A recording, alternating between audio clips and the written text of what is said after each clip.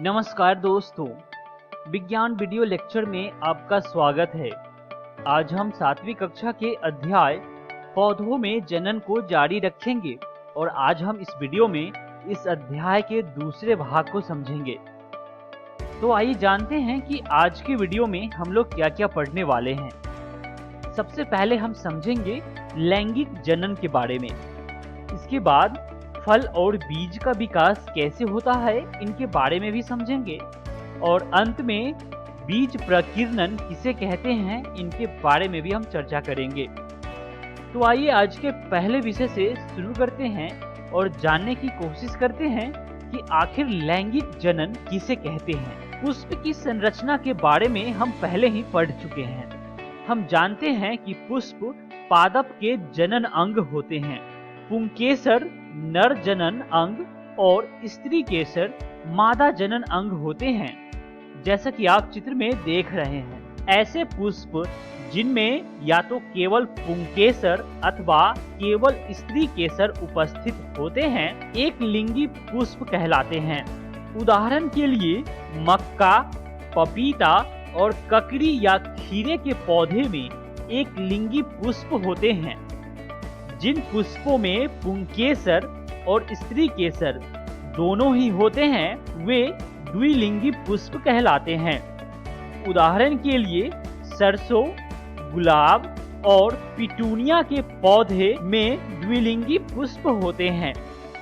नर और मादा एक लिंगी पुष्प दोनों एक ही पादप पर उपस्थित हो सकते हैं अथवा भिन्न पादपों पर पाए जा सकते हैं। आइए दोस्तों, अब हम पुंकेसर और स्त्री केसर के बारे में जानने की कोशिश करेंगे। क्या आप पुंकेसर में परागकोश और तंतु को पहचान सकते हैं? तो आइए आप चित्र में देखें और समझने की कोशिश करें।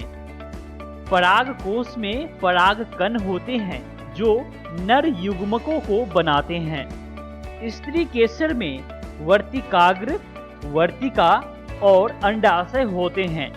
अंडाशय में एक या अधिक बीजांड होते हैं। मादा युग्मक अथवा अंड का निर्माण बीजांड में होता है। आप बीजांड को चित्र में देख सकते हैं। मादा युग्मक अथवा अंड का निर्माण बीजांड में होता है।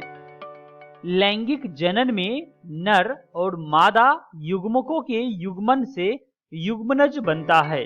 तो आखिर हमारे मन में यह प्रश्न उठता है कि परागकण में उपस्थित नर युग्मक किस प्रकार बीजांड में उपस्थित मादा युग्मक तक पहुंचता है।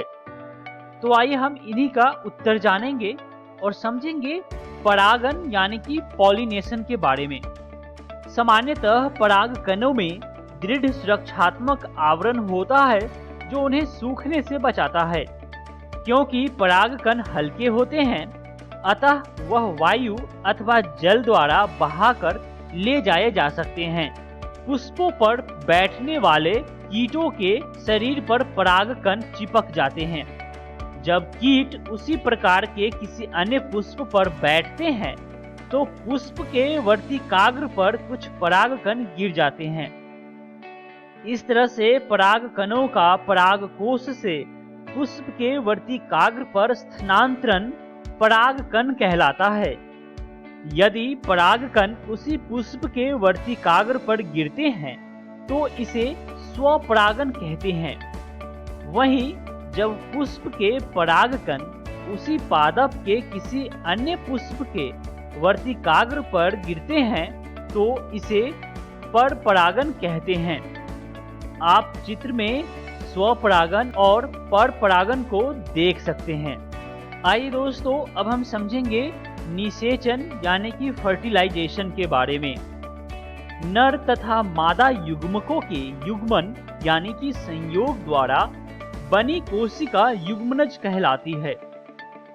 युग्मनज बनाने के लिए नर और मादा युग्मकों के युग्मन का प्रक्रम निषेचन कहलाता है, जैसा कि आप चित्र में देख रहे हैं। युग्मनज भ्रूण में विकसित होता है। आइए दोस्तों, अब हम समझेंगे फल और बीज का विकास के बारे में। निषेचन के पश्चात अंडाशय फल में विकसित हो जाता है, जबकि पुष्प के अन्य भाग मुरझाकर गिर जाते हैं। परिपक्व हो जाने पर अंडाशय फल के रूप में विकसित हो जाता है। बीजांड से बीज विकसित होते हैं। बीज में एक भ्रूण होता है जो सुरक्षात्मक बीजावरण के अंदर रहता है, जैसा कि आप चित्र में देख रहे हैं।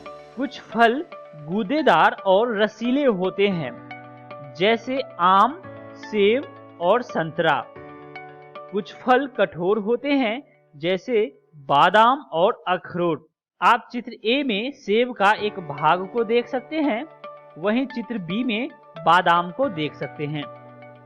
आइए दोस्तों, अब हम समझेंगे बीज प्रकीर्णन के बारे में, जिन्हें हम इंग्लिश में सीड डिस्पर्सल कहते हैं। प्रकृति में एक ही प्रकार के पादप विभिन्न स्थानों पर उगे हुए पाए जाते हैं। ऐसा बीजों के विभिन्न स्थानों पर प्रकीर्णन के कारण होता है। कभी कभी आपने वन या खेत या फिर उद्यान में चहलकदमी करते हुए आपको अपने वस्त्रों पर फल के बीज चिपके हुए दिखाई देते होंगे। क्या आपने यह जानने की कोशिश की कि ये बीज आपके वस्त्रों पर कैसे चिपक जाते हैं? तो इन्हीं सब प्रश्नों का उत्तर हम जानेंगे। आप कल्पना कीजिए कि किसी पादप के सभी बीज एक ही स्थान पर गिरकर वहीं उग जाए तो क्या होगा?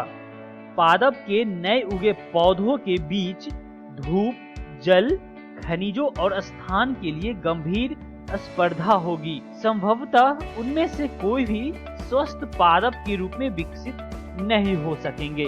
तो इसलिए पादपों को बीजों के प्रकीर्णन से लाभ होता है। प्रकृति में पादप के फलों और बीजों का प्रकीर्णन पवन, जल और जंतुओं द्वारा होता है। सेहिजन यानी कि ड्रमस्टिक तथा द्विफल यानी कि मैपिल जैसे पादप के पंख युक्त बीज, जैसा कि आप चित्र में देख रहे होंगे, घासों के हल्के बीज अथवा आक यानी कि मदार के रोम मुक्त बीज और सूरजमुखी के रोम युक्त फल पवन के साथ उड़कर सुदूर स्थानों तक चले जाते हैं। कुछ बीज जैसे सहजन, कपास, सूर्यमुखी, मैपिल का बीज आपने देखा होगा, जो छोटे, हल्के तथा रोम युक्त या पंखदार होते हैं, जैसा कि आप चित्र में देख रहे हैं। इस कारण से वायु के माध्यम से ये बहते हुए दूर दूर तक चले जाते हैं। आइए जानते हैं हम जल द्वारा बीज प्रकीर्णन कैसे होता है।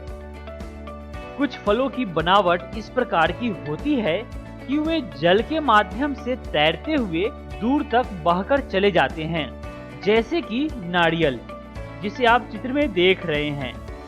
ऐसे बीजों अथवा फल के आवरण स्पंजी अथवा तंतुमय होते हैं, ताकि वे जल में तैरते हुए एक स्थान से दूसरे स्थान तक जा सके, जैसा कि आप चित्र में नारियल को देख रहे हैं। आइए अब हम जानते हैं जंतुओं द्वारा बीज प्रकीर्णन के बारे में। कुछ बीज जंतुओं द्वारा प्रकीर्णित होते हैं, विशेष रूप से कंटकी यानी कि कांटेदार बीज, जिनमें हुक जैसी संरचनाएं होती है, जिससे बीज जंतुओं के शरीर से चिपक जाते हैं और दूरस्थ स्थानों तक ले जाए जाते हैं। इनके उदाहरण यूरेना एवं जेंथियम है।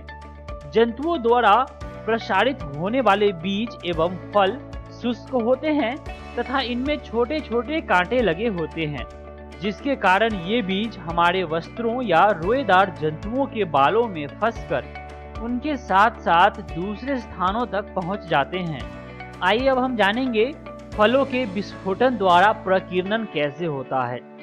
कई पौधों के फल परिपक्व होने के बाद झटके से फटते हैं, जिससे उनके भीतर के बीज कुछ दूरी पर बिखर जाते हैं, जैसे गुलमेहंदी, मटर, सेम, चना, मूंग अथवा रबर के बीज में इसी प्रकार का प्रकीर्णन होता है, जैसा कि आप चित्र में देख रहे हैं। तो इस तरह से हम आज के वीडियो का सारे विषयों का अध्ययन कर चुके हैं।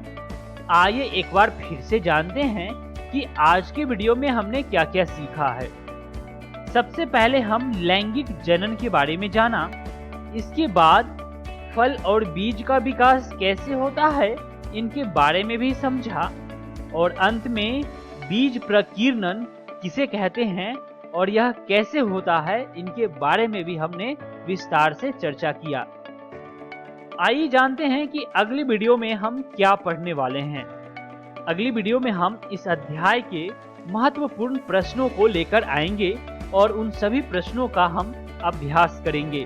आशा करता हूं कि आप सभी को आज का वीडियो पसंद आया होगा।